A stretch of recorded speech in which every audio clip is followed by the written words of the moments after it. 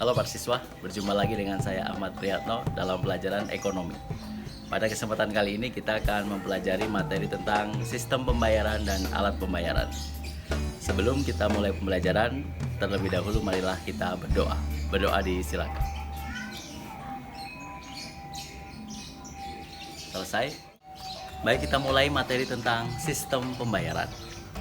Sebelum kita mulai, sistem pembayaran akan terbagi menjadi 3 bagian, yaitu pengertian sistem pembayaran, peran Bank Indonesia dalam sistem pembayaran, dan penyelenggaraan sistem pembayaran non-tunai oleh Bank Indonesia.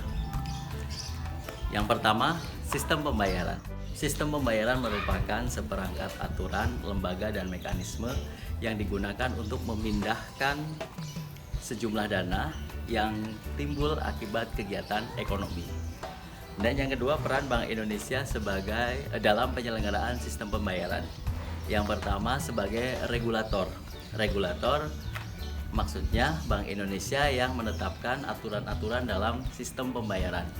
Kemudian yang kedua, sebagai fasilitator, artinya Bank Indonesia memfasilitasi dalam sistem pembayaran. Kemudian yang ketiga, perizinan. Dalam hal ini Bank Indonesia memberikan izin kepada para penyelenggara sistem pembayaran. Kemudian yang keempat adalah pengawasan. Setelah memberikan izin, Bank Indonesia melakukan pengawasan terhadap penyelenggaraan sistem pembayaran. Dan yang terakhir, sebagai operator, Bank Indonesia juga termasuk yang menyelenggarakan kegiatan sistem pembayaran. Secara lebih detail, pelaksanaan atau penyelenggaraan sistem pembayaran oleh Bank Indonesia bisa dilihat di bagian berikut.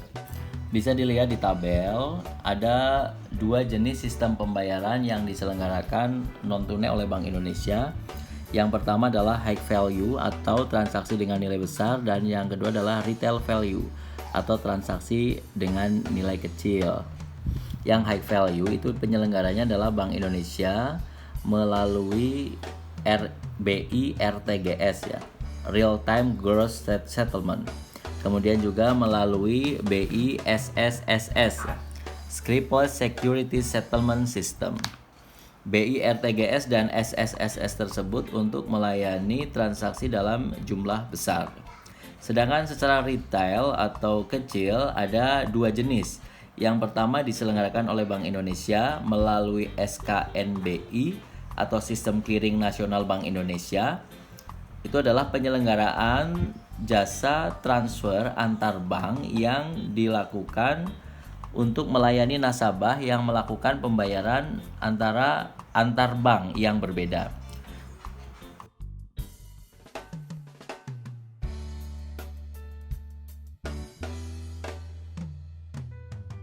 Misalkan saya nasabah BJB, Bank BJB.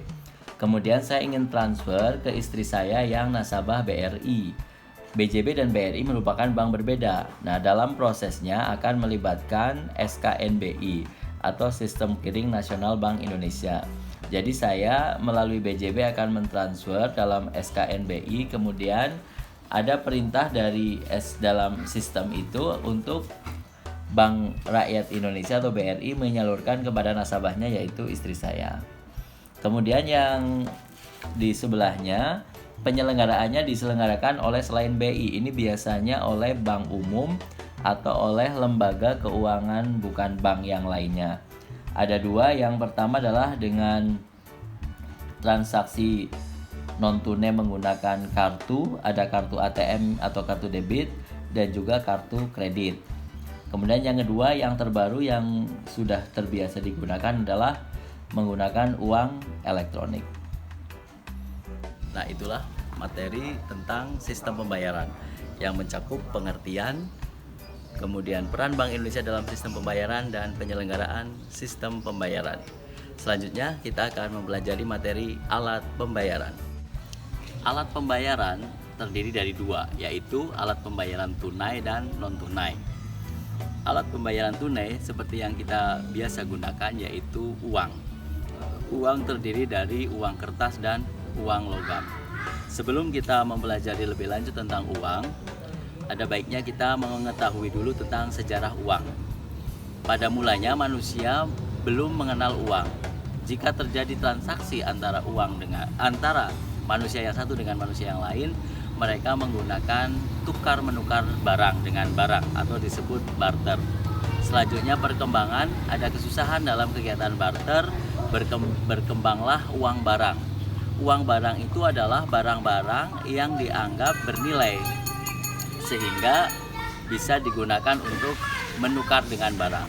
Seperti kita lihat ada pedagang itu.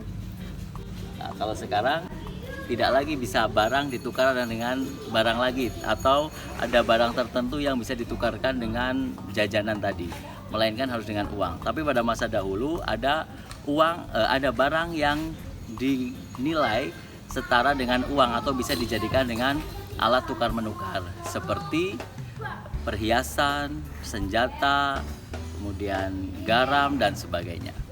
Selanjutnya adalah masa uang logam. Setelah ditemukan kesulitan dalam uang barang, maka masyarakat menggunakan uang logam sebagai alat tukar. Uang logam yang digunakan terbuat dari emas dan perak. Kemudian ada kendala dari uang logam tersebut, jika jumlahnya terlalu banyak, maka akan menyulitkan dalam proses pembawanya, sehingga muncullah uang kertas yang seperti kita gunakan sekarang ini.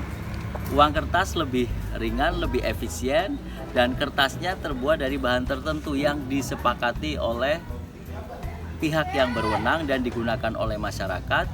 Karena itulah uang kertas disebut juga dengan fiduciary money atau uang kepercayaan.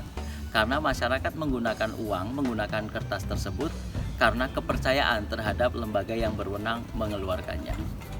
Itu sekilas tentang sejarah uang. Dan satu lagi di tahap terakhir dalam sejarah uang adalah setelah berkembangnya uang kertas dan logam yang masih berlaku sampai sekarang atau disebut uang kartal, juga muncul uang giral, yaitu sejumlah simpanan atau rekening di bank yang bernilai dan bisa digunakan untuk transaksi keuangan. Selanjutnya kita akan membahas tentang fungsi uang. Fungsi uang ada dua, yaitu fungsi asli dan fungsi turunan. Fungsi asli uang adalah sebagai alat tukar dan sebagai alat satuan hitung. Alat tukar maksudnya sejumlah uang bisa ditukarkan dengan barang atau jasa. Sedangkan sebagai alat satuan hitung, uang digunakan untuk menghitung satuan-satuan yang dihitung. Misalkan sebuah barang bernilai Rp1.000, maka untuk mengalikannya tinggal dikalikan dengan 1000. Itu artinya uang berfungsi sebagai alat satuan hitung. Kemudian yang kedua adalah fungsi turunan uang. Fungsi turunan uang ada beberapa, di antaranya adalah sebagai alat pembayaran yang sah, sebagai alat penimbun kekayaan, alat pemindah kekayaan, standar pembayaran utang, dan alat penunjuk harga. Penjelasannya adalah kalau pembayaran yang sah, uang kita gunakan untuk membayar. Terus apa bedanya dengan alat tukar? Kalau alat tukar, sejumlah uang itu akan mendapat pertukaran berupa barang atau jasa. Sedangkan alat pembayaran tidak selalu kita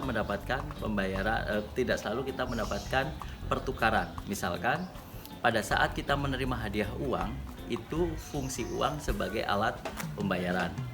Sebagai pemindah kekayaan, misalkan ada seseorang yang memiliki sebuah rumah di kota A, kemudian menjual rumahnya dan membelikan rumahnya di kota B, itu artinya uang berfungsi sebagai alat pemindah kekayaan. Kemudian alat penunjuk harga, jika kita berbelanja di toko atau supermarket ada label harga, itu berarti uang berfungsi sebagai penunjuk harga. Kemudian jika uang berfungsi sebagai alat pembayaran utang ditetapkan dengan nilai uang, sehingga dalam waktu yang panjang pun akan bernilai sama, yaitu sejumlah uang yang dipinjamkan. Selanjutnya adalah nilai uang. Uang mempunyai beberapa nilai. Yang pertama adalah nilai nominal. Nilai nominal itu nilai yang tercantum dalam mata uang.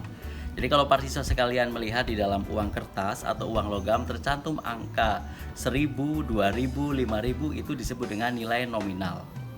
Kemudian yang kedua adalah nilai intrinsik. Nilai intrinsik itu nilai bahan dalam pembuatan uang. Uang yang satu lembar itu nilainya 100.000 secara nominal, belum tentu kertasnya itu seharga 100.000. Biasanya uang kertas itu nilai nominalnya lebih tinggi dibanding nilai intrinsiknya. Sebaliknya, Kalau uang logam, nilai untuk membuat atau nilai intrinsiknya lebih mahal dibandingkan dengan nilai nominalnya. Misalkan nilai uang logam Rp1.000 bisa jadi logam yang digunakan nilainya lebih dari Rp1.000. Sedangkan yang ketiga adalah nilai real. Nilai real itu nilai uang jika ditukarkan dengan suatu barang atau jasa. Kalau para siswa sekalian jajan ke warung satu bala-bala harganya Rp500, berarti nilai real dari uang Rp500 adalah satu buah bala-bala. Itu contohnya. Kemudian sekarang kita membahas tentang alat pembayaran non-tunai. Alat pembayaran non-tunai yang biasa kita gunakan ada beberapa jenis ya.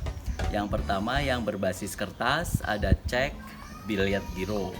Kemudian ada berbasis kartu, ada kartu debit, ada kartu ATM, ada kartu kredit. Dan yang terbaru sekarang kita menggunakan uang elektronik. Misalkan kalau dalam perjalanan kita melewati jalan tol, sudah tidak lagi melakukan pembayaran secara tunai, melainkan dengan kartu yang ada chipsnya dan di dalam kartu itu diisi dengan sejumlah nominal uang. Demikian pembelajaran tentang sistem pembayaran dan alat pembayaran pada kesempatan kali ini. Jika para siswa masih ada yang bingung atau ingin ditanyakan, silahkan dituliskan di kolom komentar. Semoga bisa bermanfaat dan menambah pengetahuan kita semua. Tetap jaga protokol kesehatan dan kita kuasai ekonomi dunia.